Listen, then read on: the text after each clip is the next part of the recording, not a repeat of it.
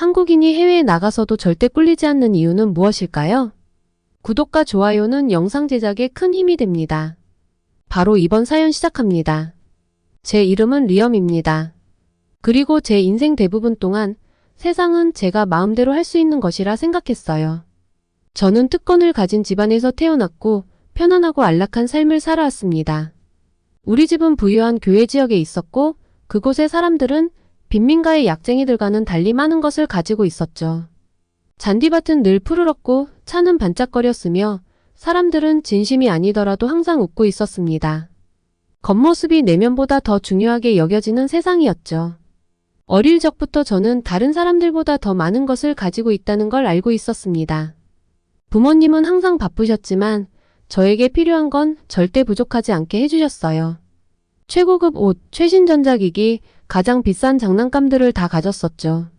우리는 다른 사람들보다 더 낫다고, 우리가 가지고 있는 것은 모두 열심히 일한 대가라고 많이 듣고 자랐습니다.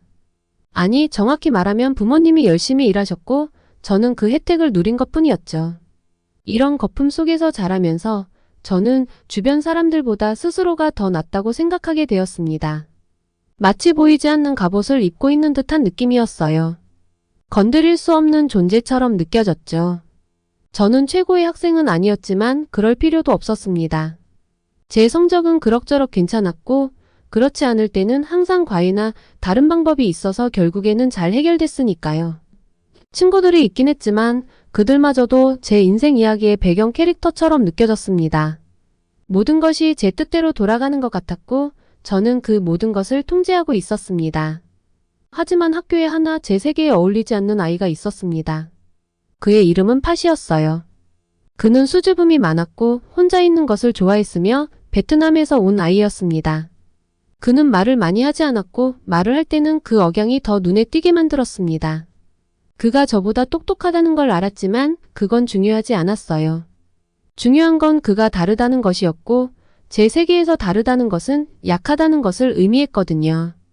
지금은 부끄럽지만 당시에는 팥을 괴롭히는 것에서 재미를 느꼈습니다. 왜 그런지조차 모르겠어요. 아마 그게 쉬웠기 때문이었을 겁니다. 그는 절대 반항하지 않았고 스스로를 변호하지도 않았어요. 저는 그의 출신지나 말투, 그가 먹는 음식 등을 가지고 농담을 했고 친구들이 웃을 때면 제 자신이 강해진 기분이 들었습니다. 말뿐만이 아니었습니다. 가끔은 복도에서 일부러 그에게 부딪혀 책을 떨어뜨리게 하기도 했어요. 그는 조용히 책을 줍고 눈을 마주치지 않으려고 했죠. 저는 뭔가를 이긴 것 같은 기분으로 그 자리를 떠나곤 했습니다. 하지만 저는 아무것도 이긴 게 아니었어요. 그저 아무 이유 없이 잔인하게 굴고 있었을 뿐이었고 그것조차 깨닫지 못했습니다. 제 말이나 행동이 팥에게 어떤 영향을 미치는지 생각하지 않았어요. 저에게 그는 그저 제가 더 나은 기분을 느끼게 해주는 존재였을 뿐이었습니다. 어느 날 팥이 학교를 그만두었을 때도 저는 별로 신경 쓰지 않았습니다. 아마 베트남으로 돌아갔거나 다른 학교로 전학 갔겠죠. 저는 관심 없었어요. 그는 사라졌고 그게 끝이었습니다. 저는 여전히 세상을 제 마음대로 할 수 있다고 믿으며 제 삶을 이어갔습니다. 하지만 제가 틀렸다는 것을 깨닫지 못하고 있었어요. 제 인생은 곧 변하기 시작했거든요. 그 변화는 새로운 학생이 학교에 전학 오면서 시작됐습니다. 그의 이름은 승준이었고 한국에서 왔습니다. 팥과 달리 승준은 수줍음이 없었어요. 그는 당당하게 교실에 들어왔고 그에게는 뭔가 다른 점이 있었습니다. 그는 남들과 어울리려고 애쓰지 않았고 다른 사람처럼 보이려 하지 않았어요. 그는 자신감이 넘쳤고 저는 그런 모습이 익숙하지 않았습니다. 처음에는 그에게 별로 신경 쓰지 않았습니다. 그저 또 하나의 전학생일 뿐이었죠. 다른 많은 아이들처럼 적응하거나 사라질 거라고 생각했어요. 하지만 승준은 달랐습니다. 사람들이 그를 놀려도 시선과 수군거림에도 전혀 흔들리지 않았어요. 사실 그는 그런 것들을 완전히 무시하는 듯 보였습니다. 그는 학업에 집중했고 사람들이 그의 똑똑함을 금방 알아차렸습니다. 저보다도 우리 학교의 대부분의 사람들보다도 똑똑했죠. 그때부터 저는 이전에 느껴본 적 없는 감정을 느끼기 시작했습니다. 단순한 짜증이 아니었어요. 두려움이었습니다. 제가 더 이상 최고가 아닐 수도 있다는 두려움, 제 세상이 제 뜻대로 돌아가지 않을 수도 있다는 두려움이었죠. 승주는 제 세계에 들어오려고 하지 않았고 그것이 저에게는 위협으로 느껴졌습니다. 인생에서 처음으로 저는 패배감을 느끼기 시작했습니다. 저는 팥을 대하듯이 승준을 깎아내리려고 했어요. 농담을 하고 다른 사람들이 그를 비웃게 만들려 했습니다. 하지만 승준은 예상과는 다른 반응을 보였습니다. 그는 움츠러들지도 눈을 피하지도 도망가지도 않았어요. 대신 그는 저를 똑바로 쳐다봤습니다. 침착하고 흔들림 없이. 그 순간 저는 제 보이지 않는 갑옷이 깨지는 것 같은 느낌을 받았습니다.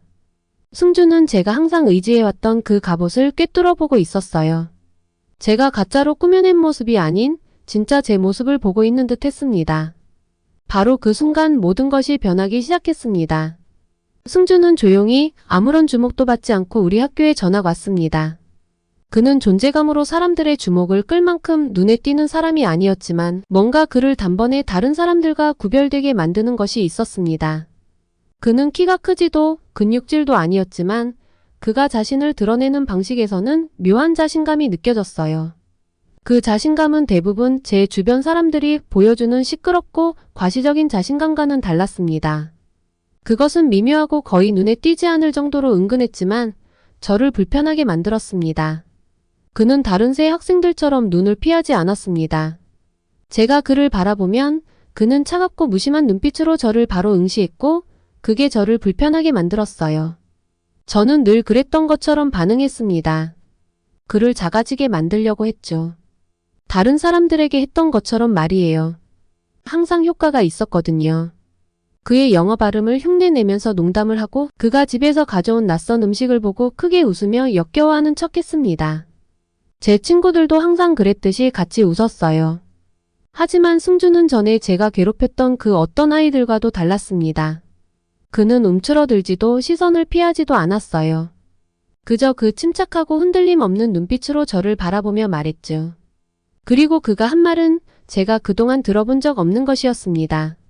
너는 내가 무슨 말을 하는지도 모르잖아. 그는 차분하고 침착한 목소리로 말했습니다. 단순한 문장이었지만 그 말은 예상보다 저를 강하게 때렸습니다. 그는 화를 내지도 않았고 두려워하지도 않았어요. 그저 사실을 말하고 있었을 뿐입니다.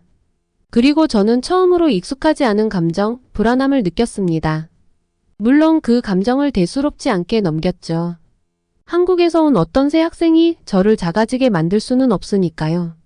하지만 그가 저를 바라보았던 방식, 그렇게 조용한 자신감으로 말을 했던 방식은 저를 흔들었습니다. 저는 그 자리에서 그에게 복수하겠다고 결심했습니다. 기회는 몇 주 뒤에 찾아왔습니다. 학교에서 연례 수학 경시대회를 발표했을 때였죠. 저는 최고 학생은 아니었지만 수학만큼은 잘했습니다. 별다른 노력 없이도 잘할 수 있는 몇 안 되는 것 중 하나였거든요. 그리고 마침 승준 또한 수학을 잘하는 것으로 드러났습니다. 저는 기회를 봤습니다. 만약 그를 이길 수 있다면 학교 전체 앞에서 그를 굴욕적으로 만들 수 있을 거라 생각했죠. 그러면 그를 마땅히 있어야 할 제자리에 돌려놓을 수 있을 거라 생각했어요. 하지만 일이 제가 계획했던 대로 풀리지 않았습니다. 승준은 단순히 경시대회에서 이긴 게 아니라 완전히 압도해버렸습니다. 그는 모든 문제를 저보다 더 빠르고 정확하게 풀어냈어요. 저는 그가 침착하게 문제를 해결해 나가는 모습을 멍하니 지켜봤던 기억이 납니다. 그의 얼굴에는 오만이나 자랑스러움의 기색이 전혀 없었어요.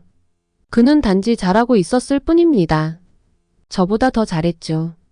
그리고 그가 우승했을 때 그는 자만하지도 않고 큰소리치지도 않았습니다. 그저 조용히 고개를 끄덕이며 무대에서 내려갔고 저는 제 자신이 끓어오르는 좌절감 속에서 남겨졌습니다. 저는 굴욕감을 느꼈습니다. 모두가 그걸 봤어요. 제 친구들, 선생님들, 학교 전체가요. 저는 그가 미웠습니다. 저보다 더 잘났고 너무 쉽게 이겼으며 그가 저를 이긴 것을 전혀 신경 쓰지 않는 것 같아서 더 미웠어요. 단순히 진 것이 아픈 게 아니라 그가 저를 위협적인 존재로조차 보지 않는다는 사실이 더 아팠습니다. 저는 그 일을 그냥 넘길 수 없었습니다. 어떻게든 그에게 복수해야 했죠. 그래서 저는 계획을 세웠습니다. 이번에는 모두 앞에서 그를 창피하게 만들 방법을 고안했죠. 예전에 했던 것처럼 그가 집에서 가져온 음식을 조롱하는 것이었어요. 이번에는 한 단계 더 나아가기로 했습니다. 식당이 가득 찰 때까지 기다렸다가 계획을 실행했죠. 그의 테이블로 걸어가서 그의 음식을 크게 과장하며 비난했고 아무렇지 않게 그의 식판을 바닥에 밀어버렸습니다. 식당이 조용해졌습니다. 모두가 지켜보고 있었고 다음에 무슨 일이 일어날지 기다리고 있었습니다.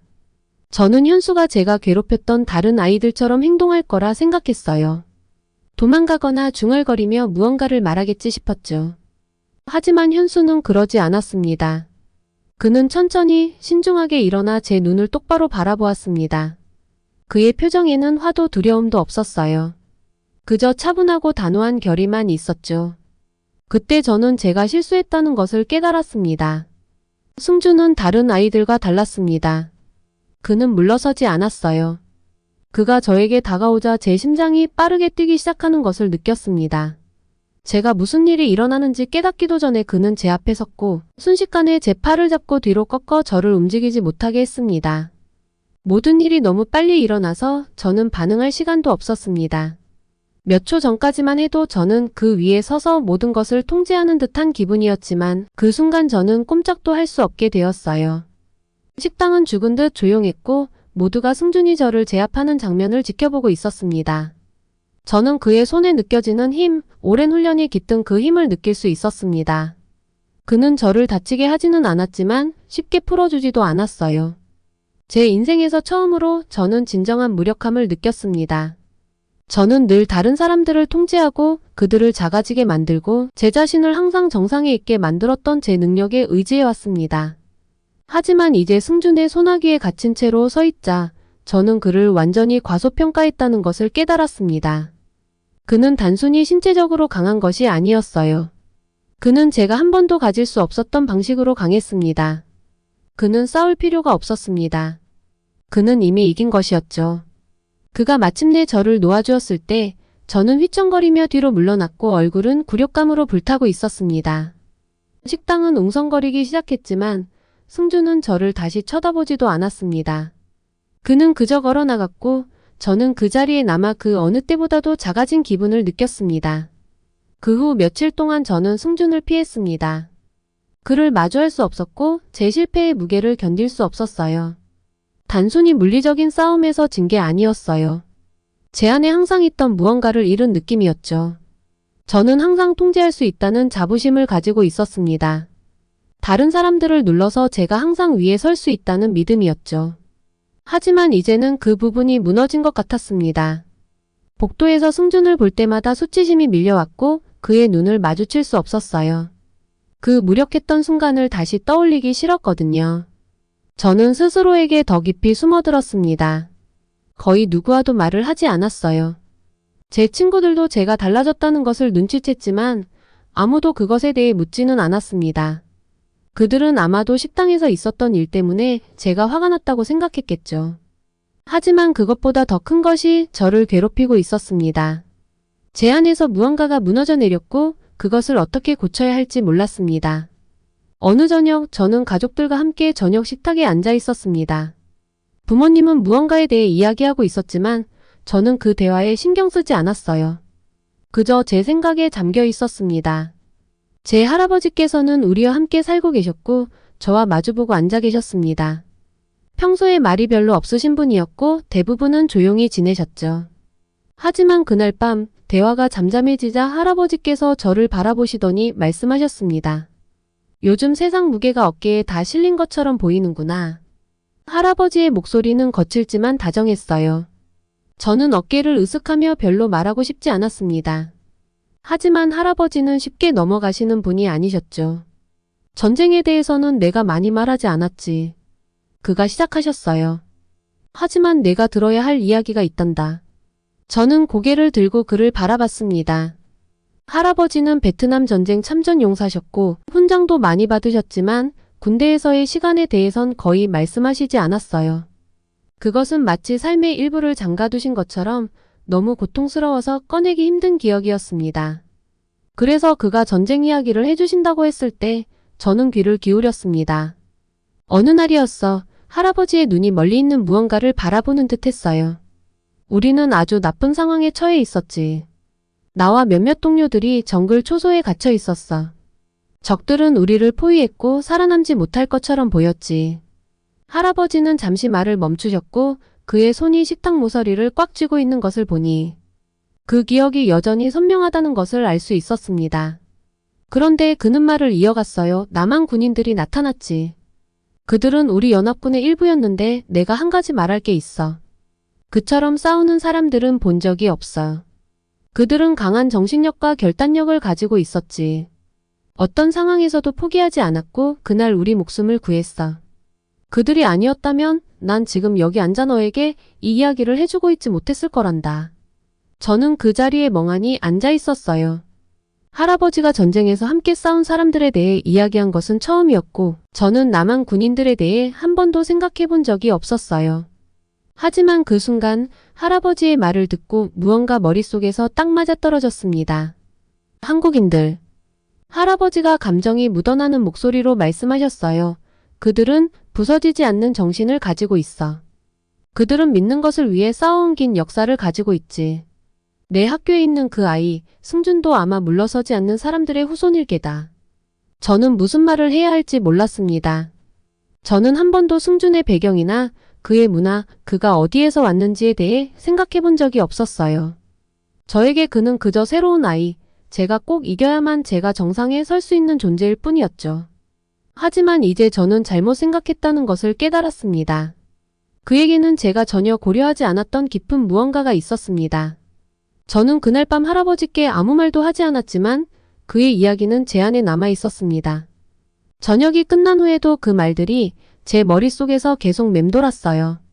할아버지가 함께 싸웠던 남한 군인들, 다른 사람들을 구하기 위해 목숨을 걸었던 그들의 모습이 제 머릿속에 남았습니다. 그리고 그것이 저를 승준을 완전히 다른 시각으로 보게 만들었어요. 그는 단순히 학교의 새로운 아이가 아니었습니다. 그는 깊은 역사를 가진, 제가 이해하지 못했던 뿌리를 가진 사람이었어요. 그리고 처음으로 저는 그에게 느끼지 못했던 감정을 느끼기 시작했습니다. 존경심이었죠.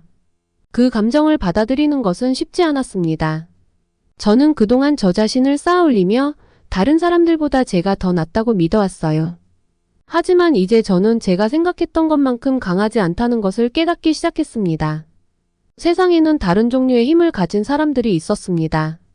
그 힘은 다른 사람들을 깎아내리는 데서 오는 것이 아니라 자신과 자신이 믿는 것을 지키는 데서 오는 힘이었죠. 이 새로운 깨달음을 어떻게 처리해야 할지 몰랐지만 한 가지는 확실했습니다. 더 이상 승준을 피할 수는 없다는 것이었어요. 무언가가 바뀌어야만 했습니다. 다음 날 학교에서 저는 승준을 차마 쳐다볼 수 없었습니다. 그를 볼 때마다 가슴이 조여왔어요. 할아버지께서 하신 말씀이 머릿속에서 떠나질 않았고 저는 뭔가 바로잡아야 한다는 생각을 떨쳐낼 수 없었어요. 단순히 승준에 대한 문제가 아니었어요. 제가 상처를 줬던 모든 사람들에 대한 문제였죠. 아무 이유 없이 괴롭혔던 팥 같은 사람들, 그리고 저를 아무 의심 없이 따라다녔던 친구들마저도 제가 일으킨 피해의 일부였습니다. 사실은 할아버지의 이야기가 저를 뿌리째 흔들어 놓았습니다. 저는 스스로를 나쁜 사람이라고 생각해 본 적이 없었어요. 하지만 제가 다른 사람들을 어떻게 대했는지 되돌아보니 저는 나쁜 사람이었습니다. 저는 오랫동안 다른 사람들을 깎아내리고 제가 그들보다 낫다고 느끼려 했죠. 그로 인해 내가 끼친 상처를 전혀 보지 못했던 겁니다. 그리고 이제 더 이상 그것을 무시할 수 없었어요. 수업이 끝난 후 저는 풋볼 필드로 향했습니다. 승준은 종종 수업이 끝난 후에 팀이 연습하는 것을 보러 가곤 했어요. 그는 가방을 어깨에 걸치고 홀로 서서 선수들이 훈련하는 모습을 지켜보고 있었습니다. 그에게 다가가면서 제 심장은 마구 뛰었고 발은 마치 콘크리트에 박힌 것처럼 무거웠어요. 저는 한 번도 이런 식으로 사과해 본 적이 없었습니다. 하지만 이것은 제가 해야만 하는 일이었어요. 그에게 다가갔을 때 저는 잠시 서 있었습니다. 어떻게 시작해야 할지 모르겠더군요. 승준은 저를 바라보았고 그의 표정은 아무런 감정을 드러내지 않았습니다. 저는 깊이 숨을 들이쉬고 말했죠. 미안해. 그 말은 어색하고 무겁게 제 입에서 나왔습니다. 내가 한 모든 일들 말이야. 승준은 바로 대답하지 않았습니다. 그는 그저 저를 바라보고 있었고 잠시 후에 그가 떠나버릴지도 모른다는 생각이 들었어요.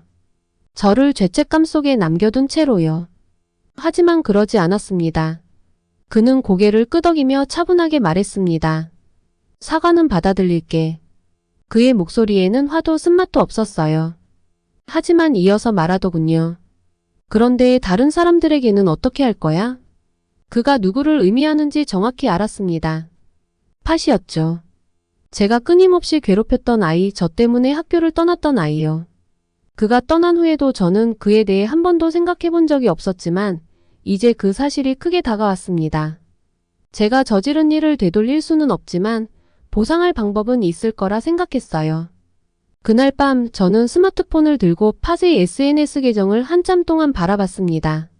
그가 제 연락에 응답할지, 저와 이야기하고 싶어 할지조차 확신이 없었습니다. 하지만 저는 시도해봐야 했어요. 저는 그에게 모든 것에 대해 사과하는 메시지를 보냈습니다. 그동안 했던 잔인한 말과 행동들 모두에 대해요. 시간이 좀 걸렸고 그가 답장을 줄지 확신할 수 없었지만 결국 답장이 왔습니다. 아주 짧고 단순한 메시지였죠. 알겠어. 그것은 완전한 용서는 아니었지만 시작이었습니다. 그 후 몇 주, 몇 달 동안 상황이 조금씩 변하기 시작했습니다. 승준과 저는 더 자주 대화를 나누었고 천천히 친구가 되어갔습니다. 그것은 즉각적인 변화는 아니었지만 진실된 변화였어요. 그는 저에게 많은 것을 가르쳐 주었습니다. 단순히 공부에 대한 것이 아니라 그가 항상 저보다 더 잘했던 그 수학이 아니라 존중에 대해서 그리고 다른 사람들과 그들의 배경을 이해하는 것에 대해 가르쳐 주었죠. 현수를 통해 저는 한국에 대해, 한국의 역사와 문화, 그리고 그들의 강인함에 대해 배우게 되었습니다. 그는 자신의 가족 이야기와 그들이 겪었던 어려움, 그리고 그들이 그들의 뿌리에 대해 가지고 있는 자부심에 대해 말해주었습니다. 승준에게서 배우면 배울수록 제가 얼마나 작은 세상 속에 살았는지를 깨닫게 되었습니다. 저는 제 삶 전체를 특권 속에서 살아왔고 제 방식만이 유일하게 중요한 방식이라고 믿어왔죠. 하지만 이제 저는 세상이 훨씬 더 크고 제가 상상했던 것보다 훨씬 더 복잡하다는 것을 깨닫기 시작했습니다. 저는 더 이상 예전의 리엄이 아니었습니다. 더 이상 자신이 다른 사람들보다 우월하다고 믿는 아이가 아니었어요. 저는 변했습니다. 그리고 그것은 승준 덕분이었습니다. 그는 저에게 진정한 강함이 어떤 것인지를 보여주었고 그것은 가장 시끄럽거나 가장 힘이 센 사람이 되는 것이 아니었습니다. 그것은 스스로와 다른 사람들을 위해 일어설 줄 아는 것이고 자신이 누구인지 어디에서 왔는지를 아는 것이었어요. 저는 아직도 갈 길이 멀다는 것을 알고 있었습니다. 아직 바로잡아야 할 일들이 있었고 사과해야 할 사람들도 남아 있었어요. 하지만 제 인생에서 처음으로 저는 올바른 길을 가고 있다는 느낌이 들었습니다. 저는 겸손의 가치를 배웠고 다른 사람들을 존중하는 법을 알게 되었으며 진정한 우정의 힘을 깨달았습니다. 그리고 그 모든 것은 승준 덕분이었습니다.